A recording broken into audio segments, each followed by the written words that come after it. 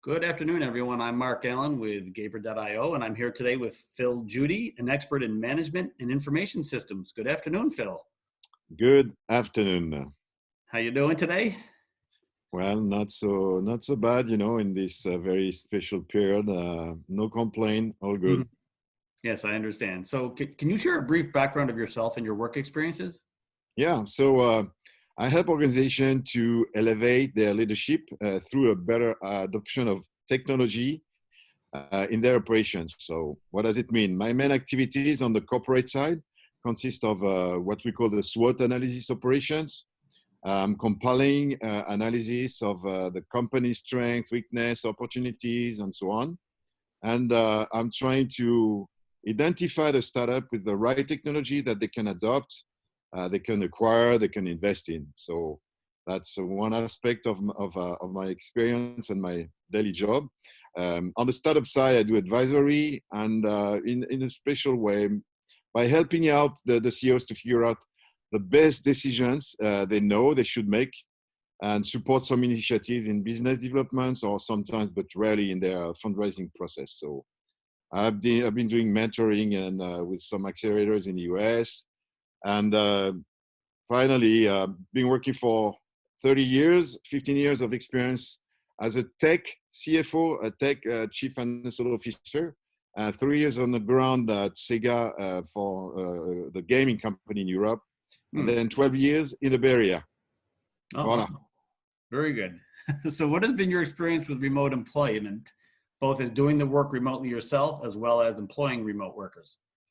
Well, I'd like to share some thoughts, if you don't mind, Sure. and I hope I will answer the question. As a CFO, I saw the routine of a daily, 5 a.m., 5 p.m., the difficulty for people to manage their job, to accomplish their mission, the stress around it, and I would say the non-adequation with the challenge of a personal life. So organizing a team was taking too much time in my daily management by that time without really having the possibility to operate in a flexible manner. Well, that was mostly in France, where the way of operating inside of a company was, and I think is still mostly traditional, with a lot of control of employees' time. Low trust. The company, the team has to be under control. Within Sega, I was part of a team based in London, and I was hosted by the office in Paris, but was required to be on the ground meeting with European telco. And then I embraced I would say, the freedom of working remotely and being able to organize my time in a flexible manner for meetings with potential customers and calls with my colleagues in London. So I've been working mostly with the companies in Europe the past 12 years now, based in the Bay Area. So they are very curious about the startup ecosystem in Silicon Valley, how the tech companies are organizing their teams, and as a consequence, have been working remotely almost all the time because mostly, for instance, for the preparation time that need to prior to a business trip or while submitting to my reports to my customers. So, and as a part of a family office for 3 years and a half, just to continue answer the question, located in France. While I was there in San Francisco, I was spending my days on calls, video conferences, chat almost 24/7 with due to the time distance. But I never employed remote workers, so there's nothing I can say about it. Okay, interesting. So, what has been your takeaway from such experiences? As I said, after a very intense period in a very traditional way of working, becoming somehow free of my moves and my agenda while keeping track of, required milestones and deadline, first within a corporation, then working for corporation, but outside, blah, blah, blah. It's kind of complicated, but I think there are surprising things I should notice. First of all, I felt more successful in my initiatives, facing low stress, feeling more responsible somehow, a better feeling overall doing my job, and more comfort reaching deadlines.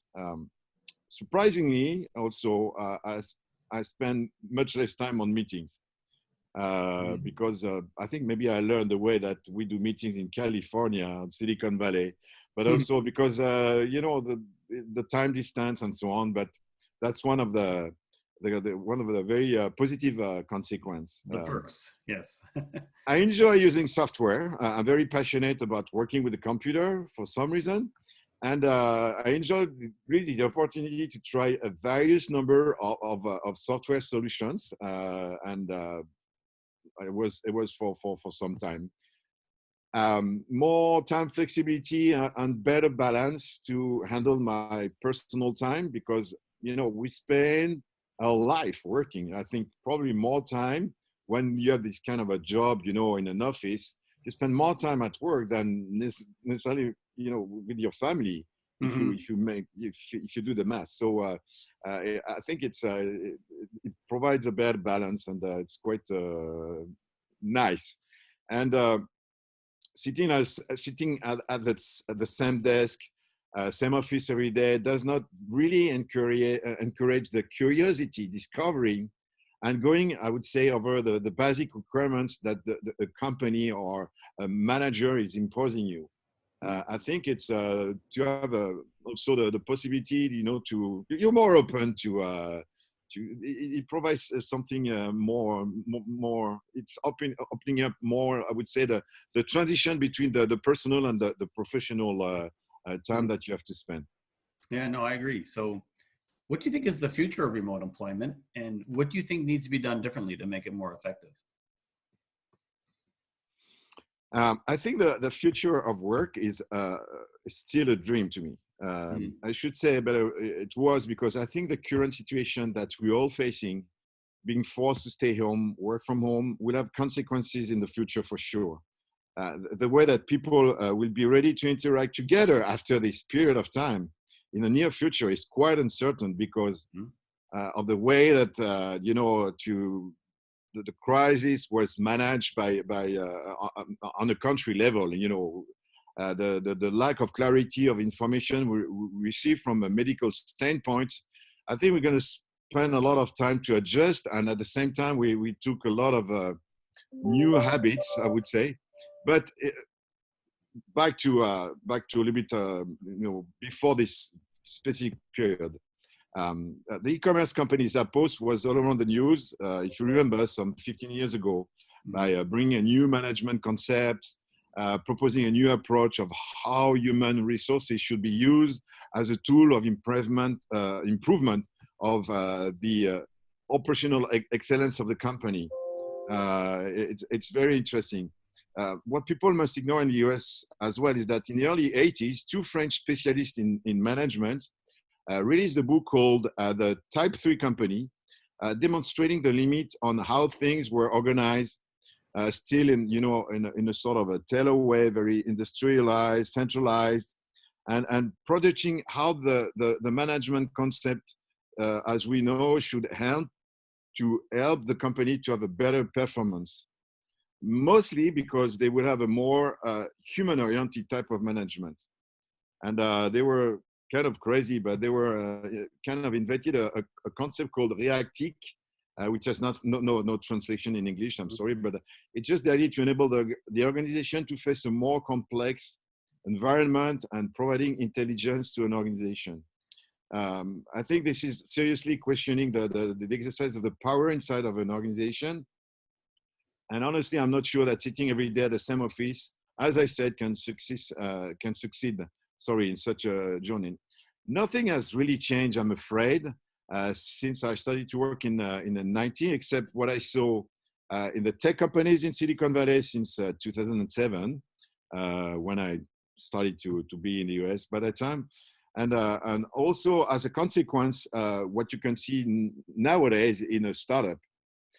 But the numerous press articles we can read when it comes to erratic behaviors inside of a startup, Uber and so on, there are still, I think, many lessons to learn on how to combine excellence in developing a company like a startup, the way it's developed nowadays, with excellence in HR techniques.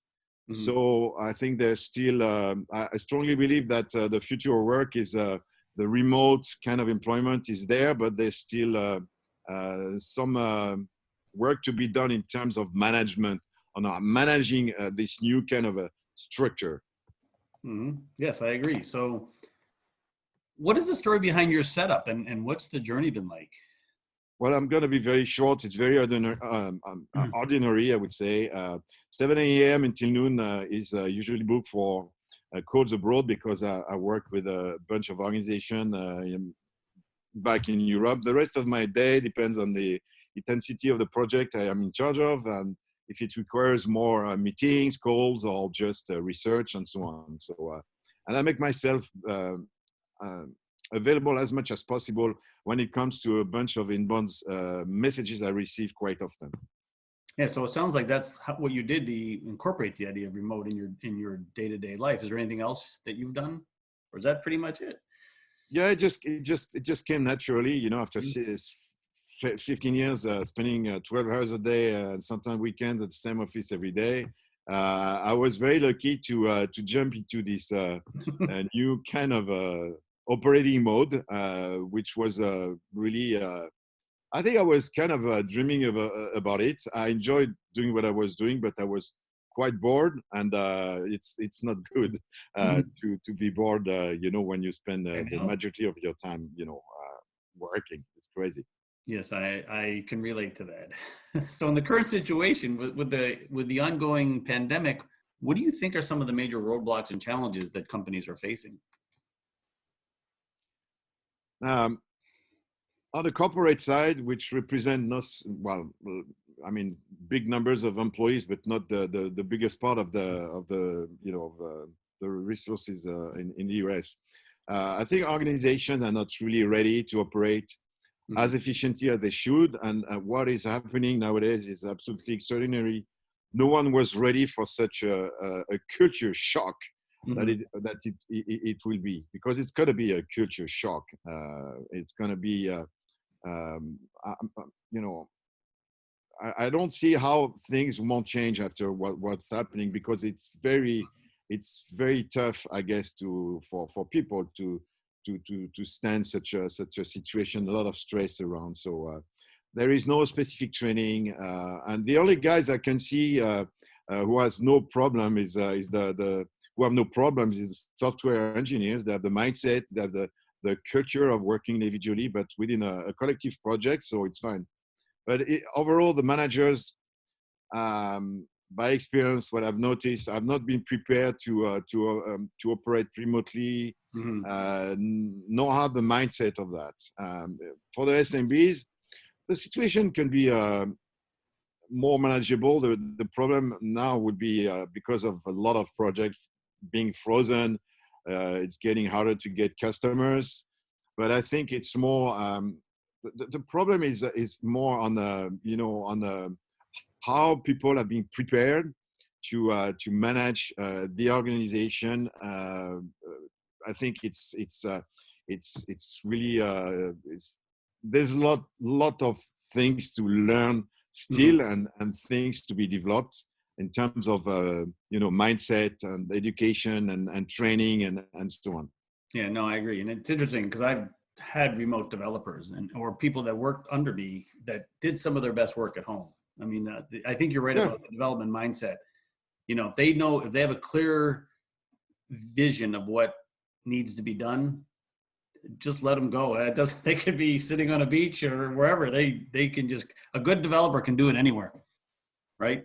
That's my understanding. No, for sure. You know, I think that sounds crazy, but we must make people more happy working. You know, that's crucial. I do think it's coming. I think this kind of kickstart. It was starting to go like this, and I think this is just like bringing it to a different level right now. Yes, it will take some time because, as I said, you know, it's not because you have free food, and you know, I think there are too many problems that we've seen in tech companies, which have, to me, the excellence, you know, of operating this way, but they still we're not ready yet. Yeah, ready. But this is a little kick in the butt. So there are companies like Gabriel that help develop, build, and scale products, especially for startups. How important do you think these setups will be in the future for startups that need to hire mainly quality people and quickly? Well, as I said, I think it's becoming. I hope that the impact of the situation we have will make people understand more about how you can organize your company, your team much better. Mm-hmm. And obviously, the remote. I think it's one of the biggest hashtag right now on LinkedIn. Everyone is coming up with this idea, this concept, and but I think it's not just a software solution. And to answer the question you're asking me, I think it's more about the ability of developing the soft skills, which is really for me the best way of to reach some kind of excellence in succeeding what we could call a remote compatible company. But I think that's really the soft skills are very important to